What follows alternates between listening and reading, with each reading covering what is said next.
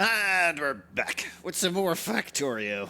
And today we're finally going to get off this godforsaken planet. Well, okay, it's not a horrible planet. It's just full of bugs, and it's not the new stuff. And also, I seem to be playing this very old school, and some people are like, "No, just get on with it." Okay, so we're going to try and get on with it today. First up, this is our iron ore drop-off. It's pretty straightforward. You basically rip the ore out of these wagons. They go into 12 chests, 6 on either side. Those four of those chests will feed onto one transport belt, and basically every 4 chests feeds onto one transport belt. And then you take all 6 of the resulting transport belts, squish them into 4, same the other side, and you end up sort of belt feeding 8 furnaces out of it, or 8 full belts of furnaces out of it. It's a very simplistic design. It does what it's supposed to do. Over here is our train stacker. It's all a little bit funky. Reason being is we've got cliffs in the way. We don't have a lot of space. But all we need to do to get this running is just put in the stop. So we're going to add a station. I want you to go to iron pickup and add a weight condition. Full cargo. You need to be full of cargo. The moment you are full of cargo, we want you to go to iron drop off. And then once you've dropped off your cargo, we want you to wait until empty cargo. So once you've got full cargo, you'll go blah, blah, blah. Then we just hit play. Go to iron pickup 1. And let's get on board. Now, if we signal this all correctly, it should get to the correct location. Also, there was a problem with the T-junction I was using. It was an older design, and it turns out they changed rail curves, so I've manually made a new one.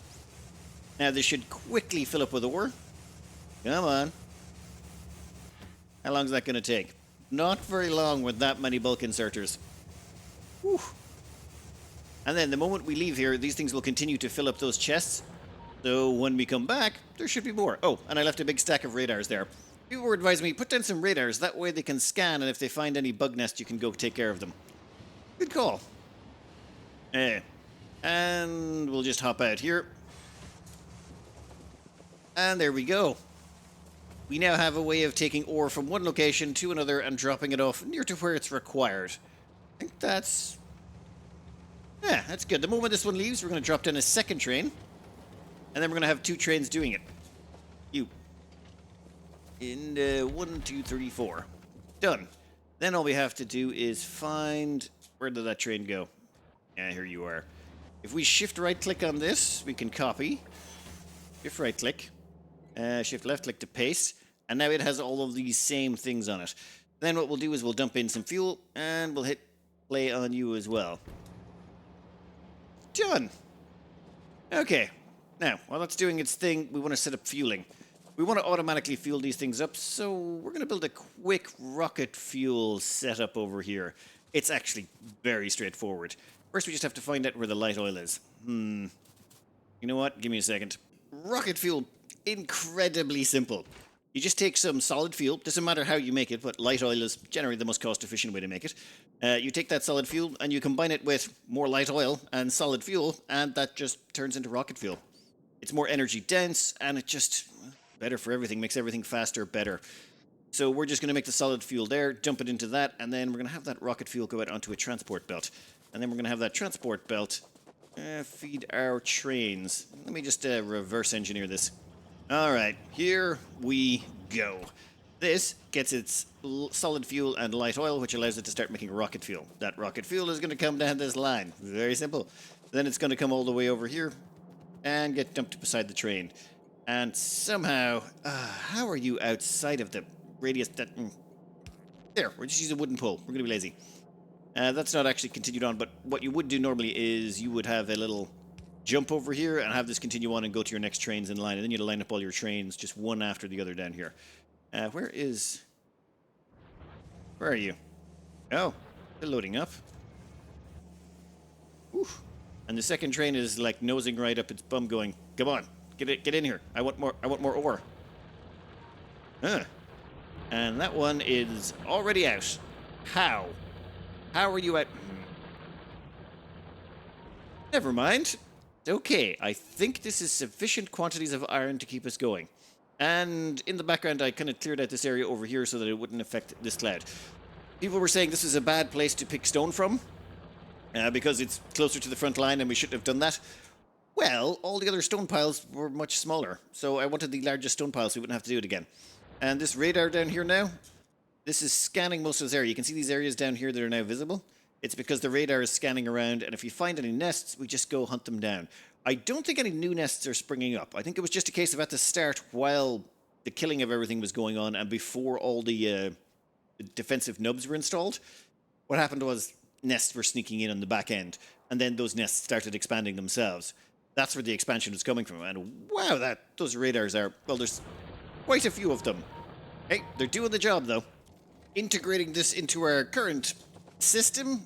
Calling it a system seems so wrong. This is basically just a bunch of ore we're pulling from nearby with some transport belts. That is literally all we're doing. But we're going to spread the load evenly. So I suppose let's just start with this one. It's probably the simplest. Yep, or we're going to pull it out of here. It's a 1 in 8, so you'll notice like all of these are moving. It's drawing ore from every single one of these quite evenly because of all of the splitter setup. Hey, you want to go figure out how those splitters work, go help yourself. Or an 8-to-1 load balancer type thing. So that's going to come down here, and then it's going to draw from each side of this. So we're going to draw, well, so long as there's ore coming from our faint patches, it will still get drawn in here and used. And that's pretty much it. We're just basically splicing them on at every location, and that should hopefully take the load off. Done, done, and done. This should mean everything should now have enough iron ore going to it. We can also extend this on further and start adding on more iron plate or more steel as necessary. But I think that should at least get us over the hump so we can finally knock out a few more pieces of research. Yeah, it's looking good. Right, copper is one thing we should also probably do, but first, more research. I'm thinking laser shooting speed is always a good one, weapon shooting speed. I just want to knock out all the military ones because the moment we head to another planet, you know it's going to get hairy, so let's just have those all finished. Should probably get the rocket silo as well. And, oh, we have to create a space platform. Platform starters back to space. Okay, you know what? We'll worry about that later. We'll just knock out as much research as we can in the background. And then we're going to put down a quick copper outpost. I'm thinking basically a duplicate of this, but for copper. So somewhere over there, probably. Actually, there's 2 patches of copper there. We might actually just tap into both of those simultaneously. That might make our lives a lot simpler. I tried to start the copper outpost and then immediately got distracted. The first thing it is a double steel production. We basically just got this blueprint here, which is all of these steel plate smelters, which are feeding directly into the steel smelters, and we just reversed it. So now it's blueprinted on the other side of it, and then both of them sort of merge into one, so we've doubled steel production. Then, well, we upgraded all of this to red belt because it was a little bit slow and things were backing up. Namely because, well, there was some additions to this bus. See, I wanted to rip out the old starter base. The problem is it had some things that we had not transferred over yet. The first one was ammunition. Wanted to make sure we had plenty of uranium cannon shells, just in case those bugs come back, which reminds me. Not seeing any inside here, and you can see, yeah, the radars are still doing their job, scanning a chunk every so often, and with the sheer quantity of them, if any bugs show up inside there, we'll know. I think we've caught all of them now, and it's just gonna, we shouldn't have to worry about it anymore. But we'll leave the radars in there for now.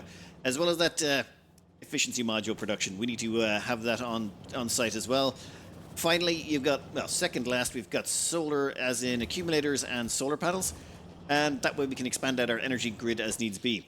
And the only thing I'm really keeping an eye on here, on our energy grid, I'm not looking at the ups and downs, anything, I'm looking at accumulator charge. This is the maximum amount of storage for our accumulators. Basically 12 gigawatts, gigajoules, whatever, 12G. Anyway, if this goes all the way down to 0, that means we ran out of power during the night. It doesn't. So long as it stays above, say, about 2 or 3 G, that means we're coming nowhere close to bottoming out. Now, this would be an awful lot more volatile if we were still dealing with bugs. Our little strategy of running out, putting down outposts and keeping them out just means even on Death World or difficulty, you don't have to worry. All you have to worry about is expansion parties because none of them are getting triggered by the pollution. If they get triggered by pollution, you get massive attack waves, huge ones that will, well, constantly drain your resources. We don't want to deal with that, so we just don't. It requires us to preemptively go out and clear vast swaths of land, but it does make living on a Death World, well, kind of nice. Well, once you've killed everything and, you know, made the place nice and peaceful. And we did have to buy pretty much every single aggressive weapon upgrade we could possibly get. Right now we're just knocking out the last of the yellow science, and then we're going to have to switch over to purple. But down here, this is where our old base used to be. Chunks of it have been chopped off because, well, it was getting in the way of our main bus, but that's it. We don't need any of this anymore. I would rip it up, but I don't have to dispose of all the junk it puts into my inventories, so I'm just not bothered. All of these have been, well, not so much decommissioned as disconnected. They're no longer necessary. We're not going to be using these anymore. I could probably go around and get rid of those turrets as well, but no chance. That would just be effort. So instead, what we're going to do is we're going to head out and hook up copper. If you look at copper there, it's looking a little bit spotty on the output. And if we check the input, also looking a little bit spotty. There's just not enough copper ore coming in, so we need to stick in a quick train stop. I think we'll stick in one down here. Oh yeah, I'm waiting for this iron line to clear out as well. We reversed this iron line. This iron line used to feed over here and go into these iron smelters. We just reversed it to take all of that tasty iron ore and send it right back in and feed into our iron smelting column. Once that's out of the way, we can throw in a train station down here. But for now, we'll just head over and build a copper loading facility. To make copper work was actually fairly straightforward. This is a massive node. There's like 7.2 million copper there. It's way bigger than the 5.4, and there's got another 2.4 over that section. There's a lot of copper lying around the place. There's also 12 million iron over it.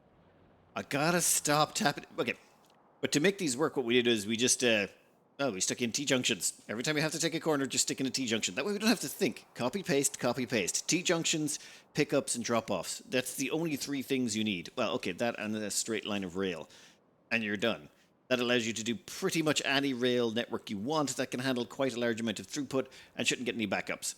And there you can see, yeah, that train's popping over here to replace this one. And there is just solid lines of iron. Copper at the moment is a little bit spotty, but we can fix that very shortly. Once we head back to base. This might take a while. Ooh, get it limited? Yeah, perfect. All right, let's head back to base, do a copper drop-off, and then we are done here. And the copper begins to flow. This here was the last, well, effectively the last resource piece.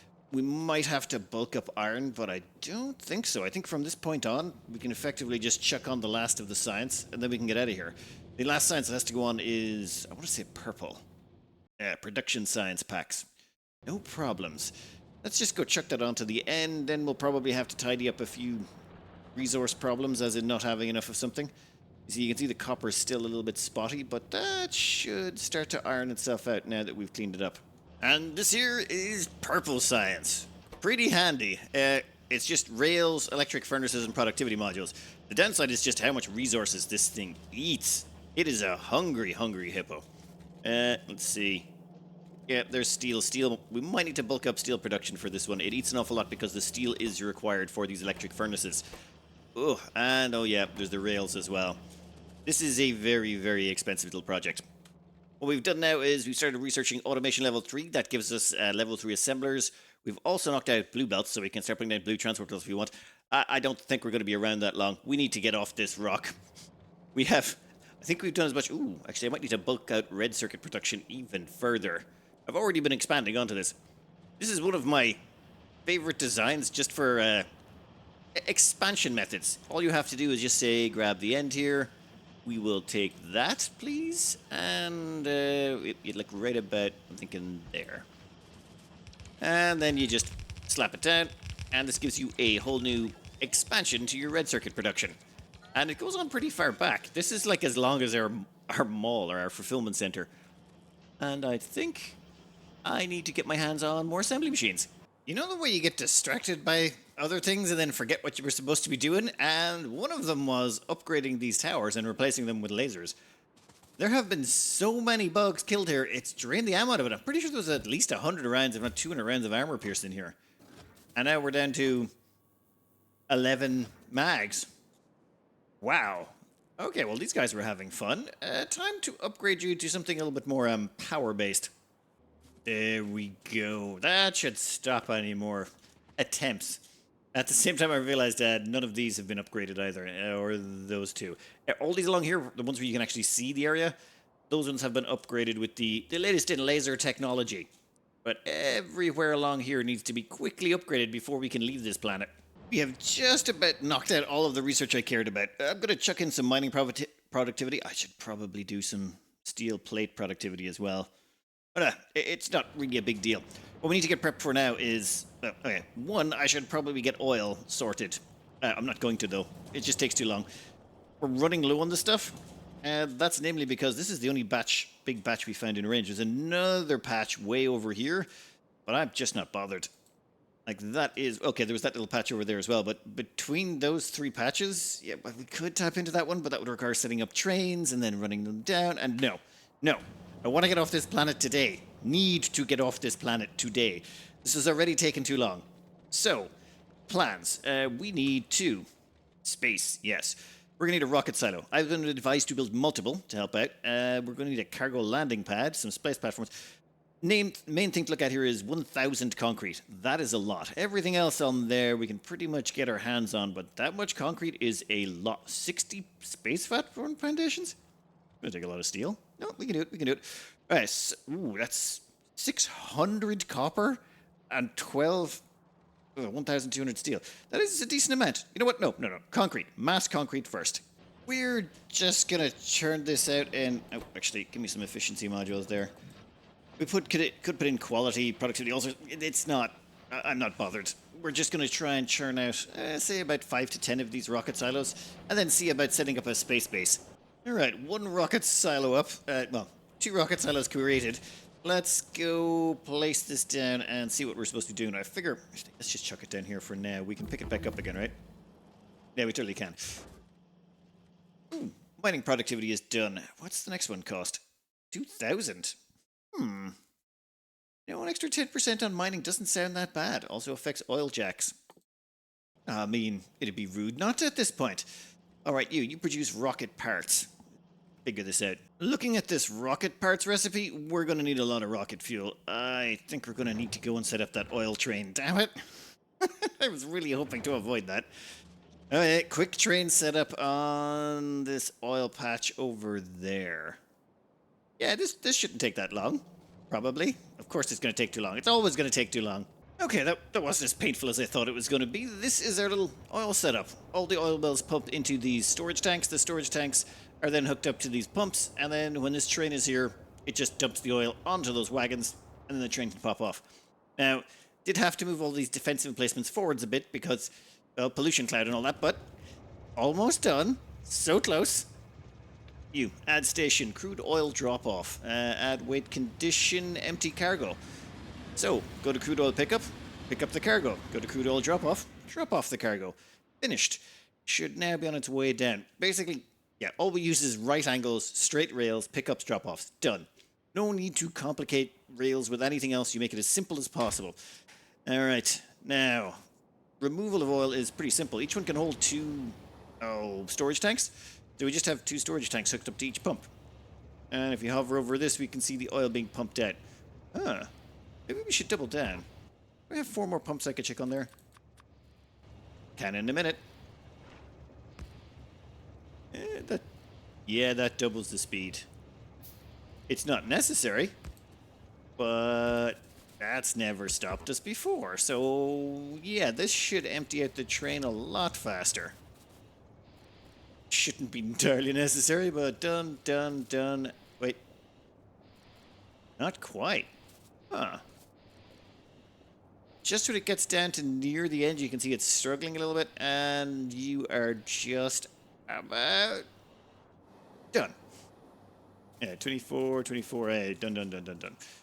Alright, that train heads back over there. We'll queue up, pick up oil, and then come back. And then we just splice this onto our current oil line. And by current oil line, I mean this. This is basically our primary oil line. And right now we've stuck a pump there to make sure it continues forward. And these 2 pumps feed onto it. And then all of those feed into our oil refineries. None of which are working at the moment. I would have assumed, like, we seem to be chock full of petroleum. Yeah. I thought we were actually running low for a while, so I don't know what's going on. Oh, I get it. This research is super duper slow. Let's check it out. Yeah, it's 60 seconds per unit of processing, and then it has to do that 3,000 times. Whereas this one is 30 seconds. So this would take, even if this was at the same... even if this did require 3,000 research, it'd still do it twice as fast. Namely because it's going to get the timer there makes a big difference. All right, who cares? We'll let that run in the background. That can tick over while we get around to hooking up these things over here, these rocket silos. This rocket does look fairly straightforward. Oh, damn it. I just realized I didn't make rocket fuel, I just made solid fuel. 1 second, this never happened. So, these things not that complicated. Blue, low density structure, rocket fuel.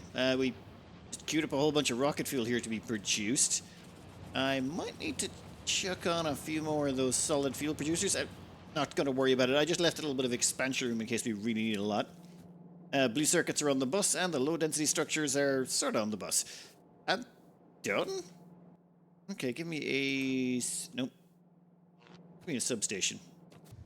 And it starts. I should probably put some productivity modules or something in here, and it'll be very much more efficient that way. But you're making rocket parts. I want to see what happens when this finishes. Okay, every rocket part is basically 2%. So one processor, one low density structure, one rocket fuel is equal to 2%, which means it takes 50 processors, 50 low density structure, and 50 rocket fuel to complete one rocket. And then what do we get to use it for? I think the bit that interests me here is build a new space platform. Okay. If I recall, this is quite a cool load up. Nice. Turbine spins. It really got that sort of steampunk aesthetic down. Even if it is a little bit miniature sized, I suppose. Absolute beauty. Okay.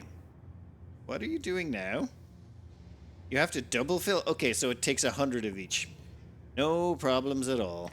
So if we want to go to space, we have to build a new space platform. Rocket inventory must contain one space platform starter pack. A space platform starter pack requires 60 space platform foundations and some steel and processing units. Space platform foundations require just steel and copper cable. So we threw together this little abomination. Seems to work. Oh, probably needs more copper. So how many can this support? 1, 2... Little bit of expansion. I probably don't have the percentages right, but don't care. This seems to be working pretty decent. One copper coil producer, a bunch of space platform production, and oh, that steel is... We are eating through the steel at an inordinate... that's insane. Okay, fine. Doesn't make a difference. We still want to produce one space platform starter pack. And we'll handcraft that, and we'll chuck it into the rocket and see what happens. Okay, space platform starter pack. Go into rocket inventory. Rocket capacity usage 1 ton. Oh, okay, so you only put 1 ton of stuff into space at a time. Build new space platform. Oh, we get to name it. I think that feels like an appropriate name. Get on with it. Let's go. Nope. We need to step back from that.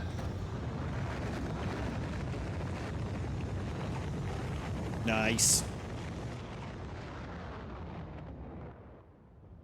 And it's off the map. Alright then. And the second rocket is ready to go. Okay, so we actually had 2 rockets ready. Now we... Alright, smoke me a kipper. I'll be back for breakfast. Sure thing, Rimmer. And reach for the stars. Create a space platform. Okay, now what do we do with the space platform? Okay, so once you go into the map view, you can actually see your space platform, which we probably need to get to. Huh. Okay, to get there, we can travel to the space platform, but you have to empty your inventory first. No trash, no... You can only armor and guns are allowed. No ammo? Can't bring anything in your ammo slots? Well, that's brutal. Alright, we need to start thinking about this. Also, I believe there's... What is it? Oh, you have to produce white science on a space platform. Okay, very doable. Probably, hopefully. And that will also give us access to productivity and speed level 2 modules, basically. Which is also good. We would like those. I really have to get into quality modules. But no, that will probably take me an entire week to figure out how to... No. What we need to do is basically get onto that rocket. Though, first I think a cargo landing pad would seem... reasonable. That way we can send stuff back. In fact, let's get a few of those. I have a not-so-cunning plan. I'm going to dump everything we're carrying in here. Done. Now, no ammo allowed. Yes, that's correct. Okay, how about now? Travel to space platform. Okay. Putting trash in space. Oh, cool. You can just dump trash in space? I should really read this stuff more often. Okay, okay. I just want to go to space. Let's travel to space. Get on with it. Yeah, get on with it. Let's go.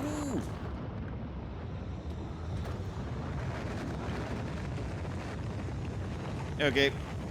This is the... Oh, you used to be able to get into the rocket before, but then it would spit you out after a certain amount of time.